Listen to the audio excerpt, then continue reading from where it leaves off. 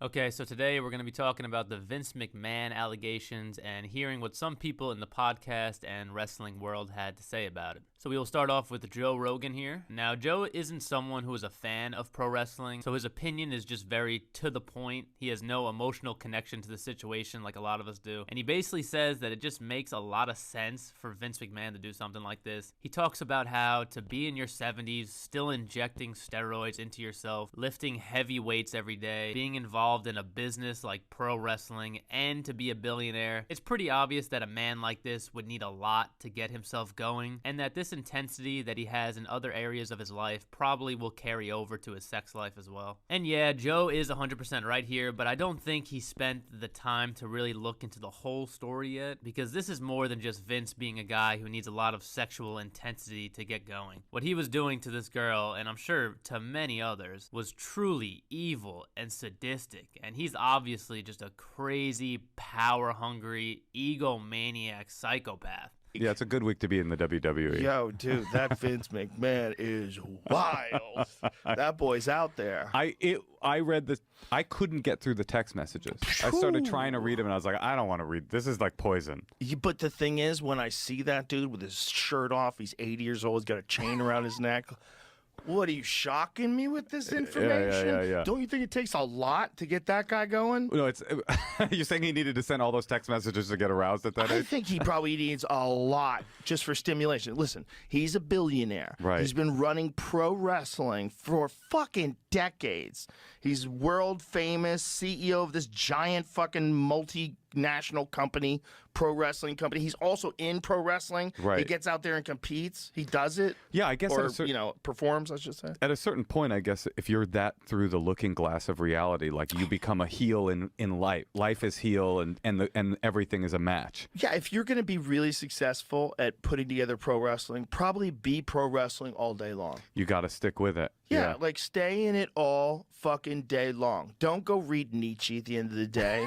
Don't be reading Carl Jung's thoughts on flying saucers. Get the fuck out of here. Drink beer and go fuck. Yeah. That's what you should be doing. You're on the road. I want you to Ric Flair it until the fucking wheels come off. But let's move on to some people that are in the wrestling business and hear what they have to say. And we'll start with Eric Bischoff. Now, Eric, as most of you know, was a competitor to Vince in the 90s during the famous Monday Night Wars. He was running WCW as Vince was running at WWE. And Eric eventually joined the WWE in the early 2000s and was the general manager of Raw in one of the most iconic periods of wrestling, the Ruthless Aggression era. Now, he's someone who has had a very close relationship with Vince McMahon throughout the years, so he knows him really well. And he has a podcast, and him and his co-host Conrad talk about how this news has really affected their heads the last week. And I share their same feelings. If you're someone who has been a fan of pro wrestling for a long time, then even though this may have been an obvious behavior for someone like Vince, and I guess in hindsight we all suspected this, but to see it come to reality, it's just really horrific and sad, man. And Eric says it himself, it's evil. At the core of this story, the very core of the story, and it was included in some of the information that I sent you, which was the court documents in the complaint. It wasn't anything, that anybody else didn't have. No. It's evil. And even that word doesn't really do it justice. But it's just sick. And I mean mentally, emotionally sick, and evil.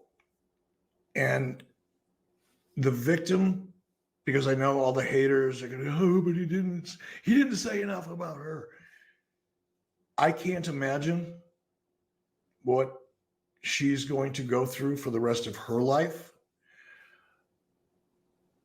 I'll pray for her that she finds the right spiritual guidance and mental health guidance, because this is never going to leave her. She will be carrying this memory around for the rest of her life. And I can't imagine that. It's just very crazy to see that Vince was acting in this way, man. I mean, really sad what he was willing to do to this young girl, especially after her parents died. In case you didn't know, and this, I got this information from a guy who has like a YouTube channel about crime stories and stuff like that, and apparently he read the document, so I'm gonna take his word for it. But apparently her parents were living in the same building as Vince McMahon, and that's how she met Vince, because she was taking care of them as they were sick, and then they die, and Vince does this shit to her. According to the lawsuit, Grant met Mr. McMahon in 2019 when they lived in the same building. Grant's attorneys say that she had been the full-time caregiver for her parents, who both died, and that the family home was lost in the parents' bankruptcy. The complaint explains that she was in a really low place in her life. Well, after being introduced to McMahon, he befriended her, showed her a lot of attention, allegedly offered her a role with WWE, told her that he would, help her life. Although what that role would be wasn't entirely clear in the beginning. And that seems to be something that McMahon allegedly took advantage of. It's insane, man. He really found someone who was like weak, just emotionally weak, and just completely took advantage of it. He also goes on to talk about his relationship with the family, Stephanie, Shane, and Linda, and the effect that this has on them and their name will probably never go away. And I'm sure on some level they've known how insane their father was, but seeing it in plain text like this for the world to see must be very difficult to deal with. But he does give some hope at the end of this, saying that the WWE will get through this, and as a fan base, we will eventually move on to better times and better memories. But I don't know, you guys. There's just a dark cloud over the WWE right now, and you can feel it. Watching the Royal Rumble, I felt like you could feel it. They're processing right now. They're hopefully they're with the people that are closest to them, and they'll get through this too. We're all going to get through this. When I say we all, I mean wrestling fans and you and I, and trying to reconcile how we feel about all this. We're all going to get through it just fine. WWE is big enough and strong enough. It will survive this. Not easily, not without incurring some pain, not without some serious issues. Look, let's be honest. This is not the end of this story. This story will continue to evolve. We don't know how much, but if it goes to trial, or even if it goes into the deposition phase before a trial, it's just going to be brutal.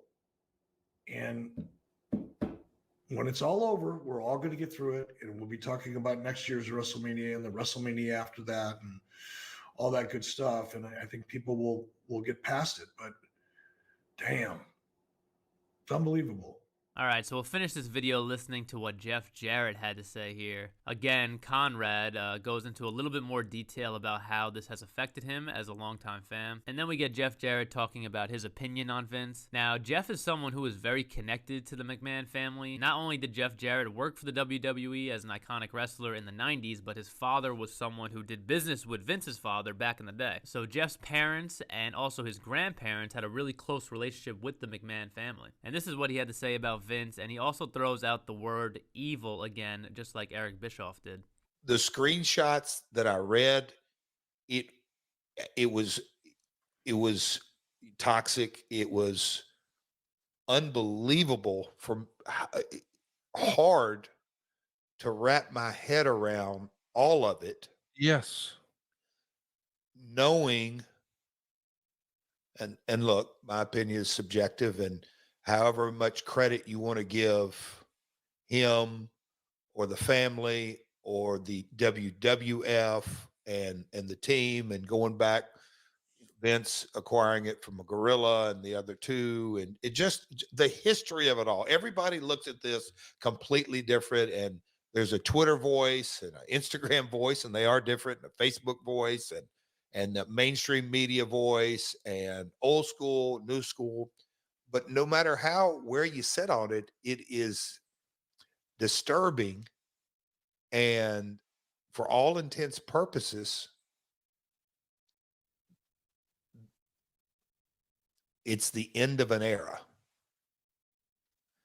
And it is a new day. in the professional wrestling business. And I think the last thing he says there is really important and also very spot on. It truly is the end of an era in pro wrestling. We are officially heading into an era that is completely new and different. It's not just the Attitude Era transitioning to the Ruthless Aggression era, to the PG era, you know. It's the first time ever that a McMahon has no ownership or say in the WWE's product. And it's just crazy to think about because Vince and his father worked incredibly hard to take the WWE and make it global. And he succeeded and gave us some of the most incredible memories that I will always cherish for the rest of my life. But that time has come and gone, and we will most likely never hear Vince's name attached to the WWE ever again. And those amazing memories that we all have are tarnished in a way, you know? It's just crazy. But Jeff Jarrett actually goes on to talk about how there is always a chance for a person to redeem themselves. By the grace of God, you can ask for forgiveness and live in humility and change your heart and all that kind of stuff. But I don't know, man. I don't know. I won't ever doubt God's ability to change a person, but it doesn't seem like Vince is a man that will be willing to do that. I think it is clear that he is completely obsessed and driven by power and ego, and he's just a sick guy. So I don't know. But comment down below what you guys think of this whole situation. Can Vince McMahon ever make a comeback? Let me know in the comments, and make sure you subscribe to the channel and check out some of the other videos I have as well. I'll see you in the next video. Peace.